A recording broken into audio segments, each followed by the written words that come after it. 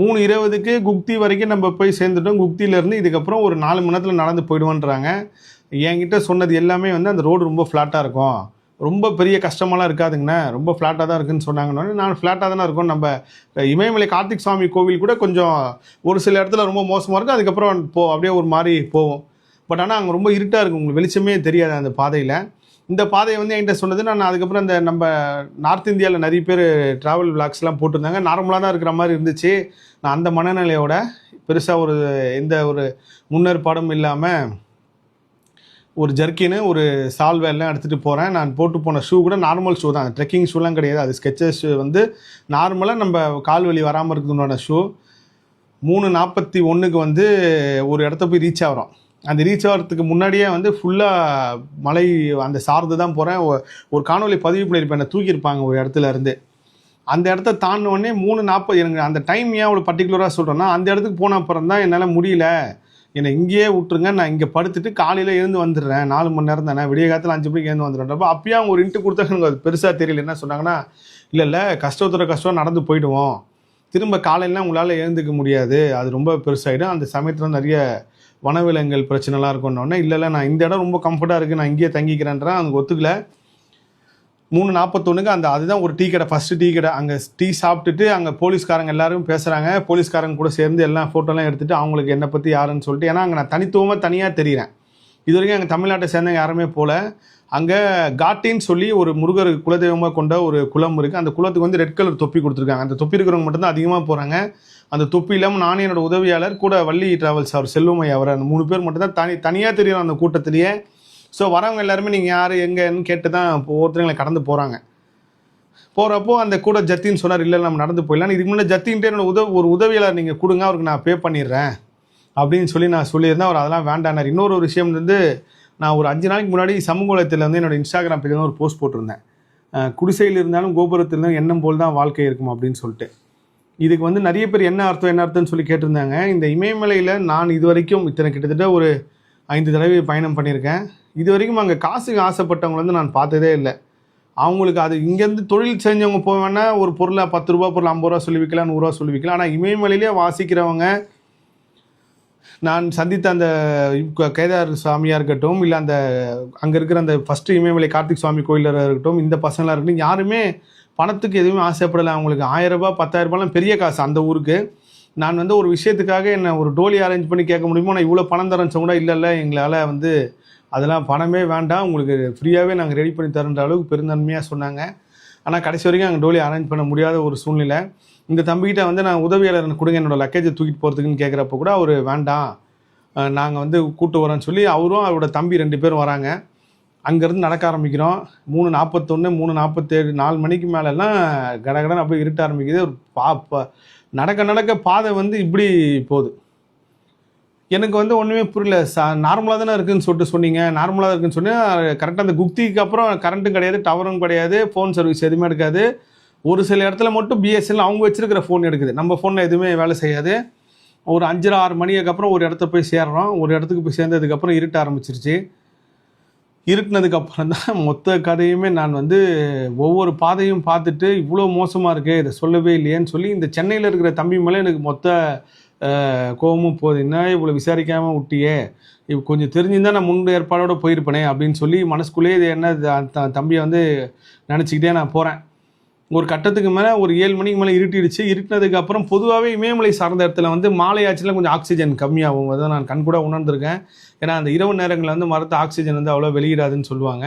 அதுவும் அந்த தேவதார் மரம்னு ஒரு சில மரம் இருக்காது, அதுதான் இமயமலை ஃபுல்லாக இருக்குது. அப்போது நாங்கள் அந்த ஆக்சிஜன் எடுத்துகிட்டு வரல. நான் ஒரு ஃப்ளாஸ்க் வச்சுருந்தேன், சுடு தண்ணி கொண்டு போவேன். கொஞ்சம் தூரம் ஒரு போனதுக்கப்புறம் அந்த ஃப்ளாஸ்க் எங்கன்னு பார்த்தா அது அந்த ஜத்தின் வந்து முன்னாடியே போயிட்டாரு. என் அந்த தம்பியை மட்டும் விட்டுட்டு கையில் தண்ணி இல்லைன்ட்டாங்க. அப்படியே 7 மணி ஆச்சு 8 மணி ஆச்சு. ஒரு கட்டத்தில் வந்து நான் தண்ணி இல்லாமல் என்னால் நவரவே முடியாது, எனக்கு நாக்கெல்லாம் விரட்ட ஆரம்பிச்சிருச்சு அப்படின்னு சொல்லி அன்கான்சியஸ் மாதிரி ஒரு நிலைமைக்கு போய் அங்கே உட்காந்து நான் கண்கலங்கி அழுகிறேன். என்னால் முடியல, என்னை இங்கேயே விட்டுருங்க, எனக்கு தண்ணி இல்லாமல் நகரவே முடியாதுன்ட்டு. அதுக்கப்புறம் என்னை உதவியாளர் வந்து அவர் ஒரு 2 மணி நேரம் நடந்து, அவரோட பாடி அவருக்கு ஜிம்முக்கு போய் ஃபிட்னஸாக இருக்கிறவர் அவர் 2-2.5 மணி நேரம் இருங்க சார்ன்னு சொல்லிட்டு அந்த ரொம்ப நான் போக ரொம்ப இப்படி இருந்துச்சு அந்த இடம். அதில் போய் ஒரு 2.5 மணி நேரம் கழித்து அந்த ஃப்ளாஸ்க் எடுத்துகிட்டு வராரு தண்ணி குடிக்கிறதுக்காக. அந்த கொடுத்ததுக்கப்புறம் கிட்டத்தட்ட 4 மணி நேரம் நடக்க வேண்டிய பயணத்தை வந்து 9 மணி நேரத்தில் நடந்தோம். 11:30 மணிக்கு போய் ரீச் ஆனதுக்கு நடுவில் வந்து இன்னும் ரொம்ப மோசமான சூழ்நிலையெல்லாம் தாண்டி ஒரு சில இடத்துல நான் வந்து முடியாமல் உட்கார்றப்போ எதில் இருக்கவங்க கூட யாருமே தெரியாது. அவ்வளோ கும்மு இருட்டு, செல் லைட்டு மட்டும்தான். எந்த பாதை ஒரு ஜஸ்ட்டு மிஸ் ஆனால் கூட பெரிய பள்ளத்தில் போய் விழுந்துற மாதிரி ஒரு சுச்சுவேஷனு. இதுக்கு நடுவில் வந்து நாங்கள் ஒரு அந்த நடுவில் ஒரு டீ கடை இருக்குது ஒரு ஜங்ஷனில் நடந்து போகிற இடத்துல. அந்த மக்கள் அந்த டைம் மட்டும்தான் இருப்பாங்க. அப்போ அந்த ஊரோட எம்எல்ஏ வந்திருக்காரு. அவருக்கும் நாங்கள் வந்து புதுசாக தெரிஞ்ச உடனே அவர் யாருன்னு கேட்குறப்போ அதில் அவர் கூட வந்த ஒருத்தர் வந்து சேலமில் ஒர்க் பண்ணாராம். நான் தமிழ் பாட்டு கேட்டேன். கேட்குறப்போ அவர் அதை பார்த்துட்டு தமிழ் ஆளுங்களா அப்படின்னு சொல்லி பேசி ரொம்ப அறிமுகமாகி அதுக்கப்புறம் நான் சொன்ன மாதிரி தமிழ்நாட்டிலேருந்து நான் வந்திருக்கேன், மூலம் இங்கே வந்திருக்கேன், இந்த மாதிரி விஷயம்னதுக்கு அவரும் ரொம்ப என்கரேஜ் பண்ணி நல்லா பேசிட்டு டக்குன்னு பார்த்தா அவங்களாம் மின்னல் வேகத்தில் நடந்து போயிட்டாருங்க. என்னால் மட்டும் முடியவே இல்லை. 8 மணி 9 மணிக்கெலாம் ரொம்ப மோசமான சுச்சுவேஷன் ஆகி நான் வரல, நான் இங்கேயே தங்கிட்டு கீழே இறங்கி போகிறேன் அப்படின்னு சொல்லி அவங்ககிட்ட நான் சொல்லிட்டேன், முடியல அப்படின்னு சொல்லிட்டு.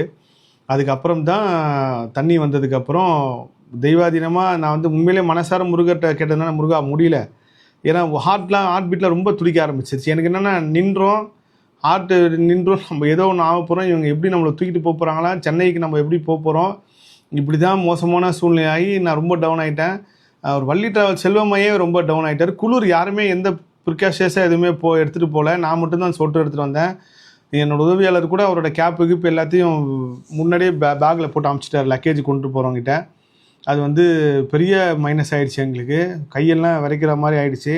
ஒரு 9:10 மணிக்கு ஒரு இடத்துல போய் நான் ரொம்ப மயக்கமான நிலையில் உட்காந்துட்டேன். அந்த உட்காந்த இடம் தான் நாகதேவி கோயில். அது நான் ரிட்டர்ன் வரப்போ தான் எனக்கு சொன்னாங்க, இதுதான் நாகதேவி கோயில், இங்கே முருகர் கோயிலுக்கு போகிறதுக்கு முன்னாடி ஃபஸ்ட்டு நாகதேவி கோயிலில் தான் பூஜை பண்ணிவிட்டு போவாங்க, இந்த இடத்துல நீங்கள் உட்காந்திங்க நைட்டு ஞாபகம் இருக்கா அப்படின்னாங்க. ஏன்னா அப்போ நான் இருட்டாங்க, ஒன்றுமே தெரியல. அந்த நாகதேவி கோயிலில் போய் உட்காந்து அதுக்கப்புறம் லாஸ்ட்டாக ஒரு ஸ்லோப் இருந்துச்சு, என்னால் ஏறவே முடியாதுன்னதுக்கப்புறம் ஒரு 5 பேர் அங்கே கோயிலேருந்து வந்து அந்த 5 பேர் என்னை சேர்த்து கிட்டத்தட்ட தூக்கிட்டு போன மாதிரி தான் தூக்கிட்டு போனாங்க. கொண்டு போய் அந்த முருகர் கோயில் படிக்கட்டு வரையும் நிப்பாட்டிட்டாங்க. நான் வந்து அவங்க எனக்கு படுக்க வச்சிருந்த இடம் வந்து வேறு ஒரு இடத்துல ஏற்பாடு பண்ணியிருந்தாங்க. ஆனால் நான் உள்ளே போகிறப்பயே ரைட் சைடில் ஒரு டெட்டு மாதிரி போட்டு இருந்துச்சு, அந்த இடத்துல பெட்ஷீட்டு எல்லாமே இருந்துச்சு. அந்த இடத்துல போய் நான் டமால் உழுந்தது மட்டும்தான் தெரியும் 11:10க்கு. அதுக்கப்புறம் நடந்த எல்லாமே இறைவன் கருணை தான். உழுந்துட்டு எனக்கு எதுவுமே சாப்பாடு வேண்டாம், என்னால் எதுவுமே முடியல, ஏன்னா ஃபுல்லாக மூக்கில் அந்த ஹீட்னால பிளட் வர ஆரம்பிச்சிருச்சு. இந்த சாப்பாடே எதுவுமே வேண்டாம், பேசவும் முடியல, கிட்டத்தட்ட -டிகிரியில் அங்கே குளிர். நான் அப்போது அவங்ககிட்ட கேட்குறப்ப எவ்வளோ குளிர் அப்படின்னா கிட்டத்தட்ட 7-8 சொன்னாங்க. அப்படி இருந்துச்சு அந்த சுச்சுவேஷனு. கரண்ட்டும் கிடையாது, ஒரு சில இடத்துல மட்டும்தான் அந்த பேட்டரியை வச்சு யூஸ் பண்ணுறாங்க.